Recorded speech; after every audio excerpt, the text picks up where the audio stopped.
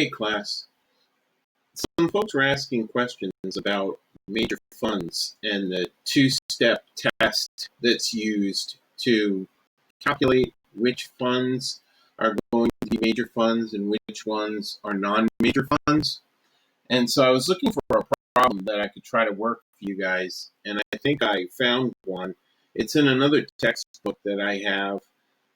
This one here, we've got a city that's recently implemented GAAP reporting, and they want to determine which of the following special revenue funds should be classified as major funds, and therefore reported in separate columns on the balance sheet and the statement of revenues, expenditures, and changes in fund balances for the governmental funds. And recall, your governmental funds, that's your general fund, your special revenue funds, your capital projects funds, your debt service funds, and your permanent funds. So it's those 5 funds. So here we're just looking at 3 special revenue funds, but they are part of governmental funds. Okay. So as a city's external auditor, you have been asked to provide a rationale for either including or excluding each of the following major funds as a major fund, each of the following funds as a major fund. So sorry about that.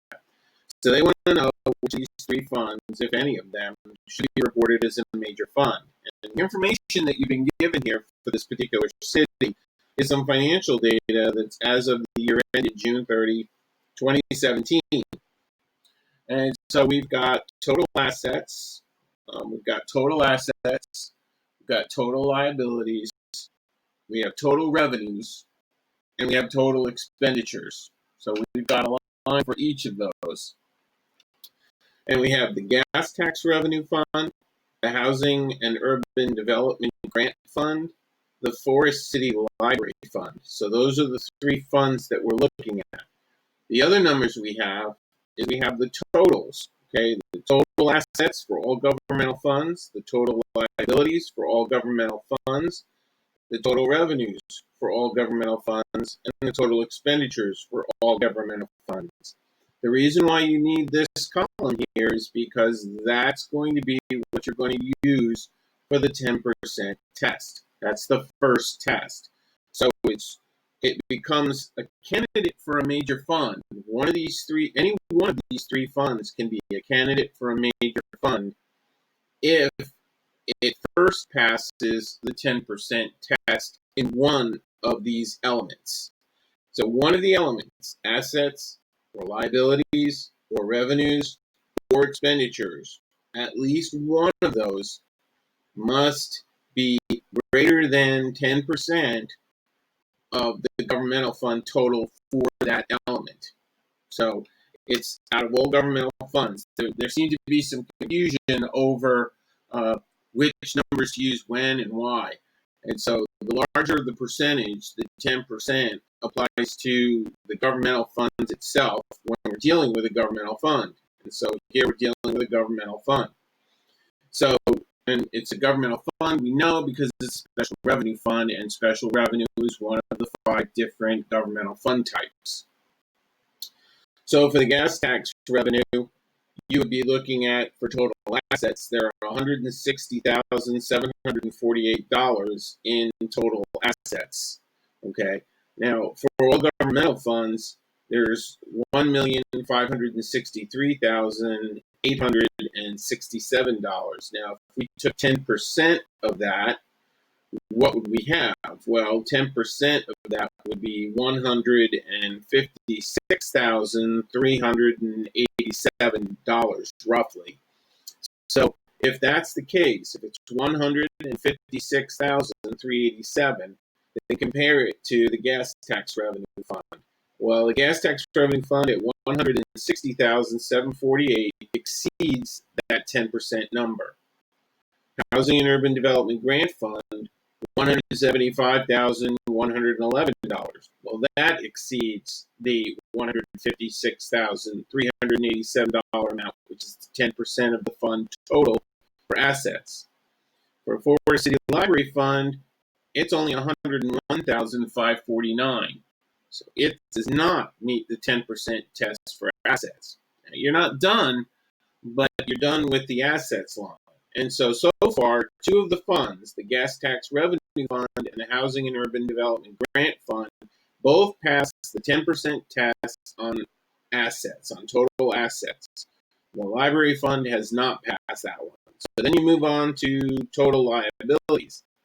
The total liability number for all governmental funds is 867,533. If you take 10% of that number, you end up with 86,753. So 86,753 becomes the number you're comparing against the other fund amounts. And what we'll find is we go to total liabilities for the gas tax fund, it's 72,551. So that's less than 10% of all governmental fund total liabilities. That's a 10% level. For housing and urban development, it's 85,443. That's less than the $86,753. That equals 10% of all governmental funds.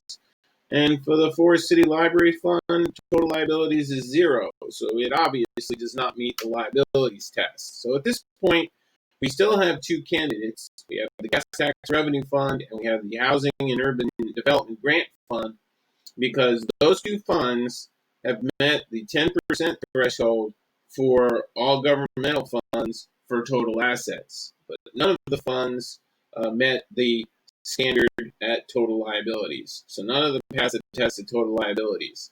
We go to total revenues. Okay, for total revenues, all the governmental funds total $1,537,399. Again, if we take 10% of that number, we're going to be dealing with $153,740. That's $153,740. So then you have to go back through and look at 153,739, which ones are going to exceed that amount. Well, the gas tax revenue has $138,336 in total revenues. It does not meet the test for total revenues. Housing and Urban Development Grant Fund reports total revenues of $169,964. So that one does exceed 10% of all governmental fund revenues. That does meet the 10% test there. And for Forest City Library Fund at $120,589, it does not meet the test there. So far, we still have two candidates, the Gas Tax and Revenue Fund and the Housing and Urban Development Grant Fund. The Forest City Library Fund at this point has not met the test, the 10% test under assets, liabilities, or revenues. Next, we move on to total expenditures. And total expenditures for all governmental funds is $1,496,223. Okay, 10% of that is going to be $149,622. So then we have to go back to the three funds again and see if the fund totals for total expenditures is greater than the governmental funds, 10% of the governmental funds total, which is $149,622. So the Gas Tax Revenue Fund reports $124,225. So it does not meet the 10% test for total expenditures. Housing and Urban Development Grant Fund is $130,583. It does not meet the 10% test for governmental funds. And the Library Fund, $119,812. It does not meet the 10% test for all governmental funds. So we've now completed going through the 10% test.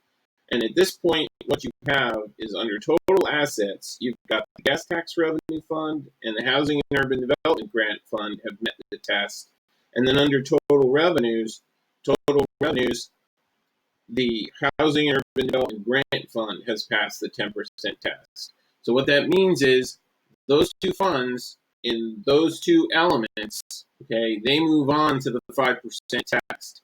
And so you only have to run the 5% test on the two elements. For total assets, you're going to be looking at the all governmental and enterprise funds total, and you're going to be taking 5% of that number.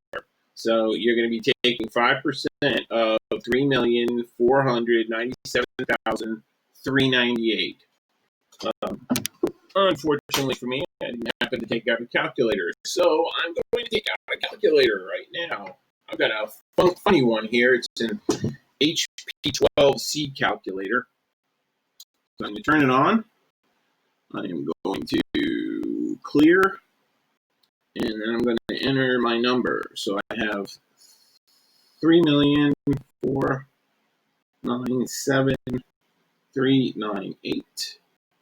Enter times 0.05.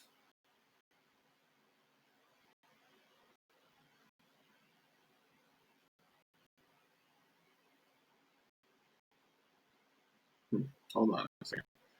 I haven't used this calculator in a while. It doesn't work like a regular calculator. 3,497,398. Enter. 0.05 times. There we go. All right. So 5% of $3,497,398 is, you can see, it is, oops, there it is, $174,869.90.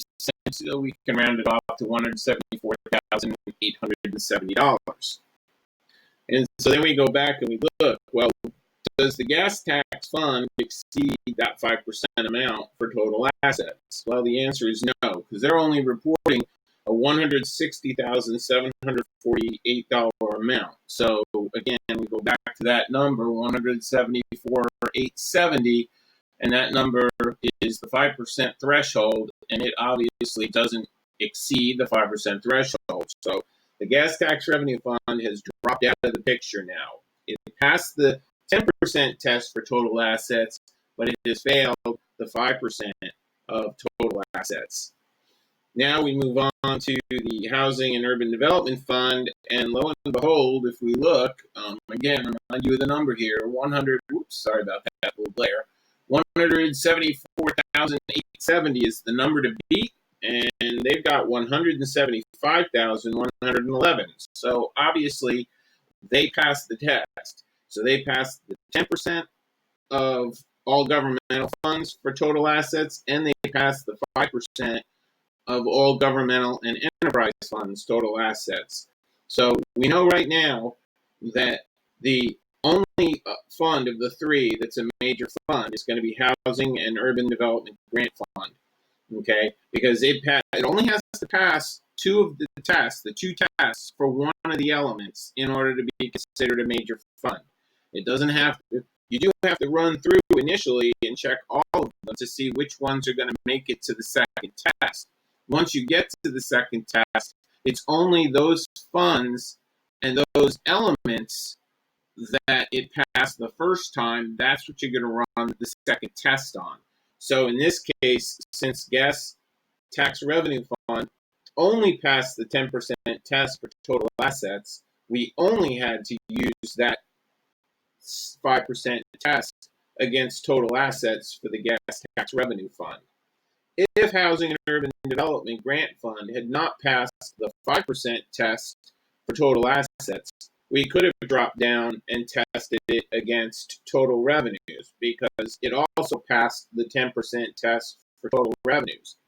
Now, in this case, just for your own personal edification, total revenues for all governmental and enterprise funds is $2,987,487. So I'm going to hit enter, and then I'm going to hit 0.05 for 5% times, and so that number is the 5% number for all revenues for governmental and enterprise funds is 149,374. So 149,374. So for the Housing and Urban Development Grant Fund to pass the 5% test here, that's the number it has to beat. Okay, and so when we look at total revenues for that fund, for the Housing and Urban Development Fund, it's 169,964. So it does beat the 5% number. So it would have qualified as a major fund under either total assets or total revenues. So it is the only fund of the three that is a major fund. The gas tax revenue fund and the Forest City Library Fund are both considered non-major funds and would be aggregated together and reported under a column in those financial statements, the balance sheet and the statement of revenues, expenditures, and changes in fund balance. It would be lumped together or aggregated together or accumulated together under a column called non-major funds. Okay. Now, in later information, they will present information on the non-major funds individually, but that will be way later in the CAFR, or the Comprehensive Annual Financial Report. But in terms of the major financial reports, the required ones that they produce, those two funds, the Gas Tax Revenue Fund and the Forest City Library Fund, would not be visible. Okay, they would be aggregated and included in a single column called non-major funds. Only Housing and Urban Development Grant Fund is large enough to get its own column in those financial reports, in those two particular financial reports. So I'm going to proof this video, see if it works out, and then I will make it available to you to try to be a further explanation of how this works.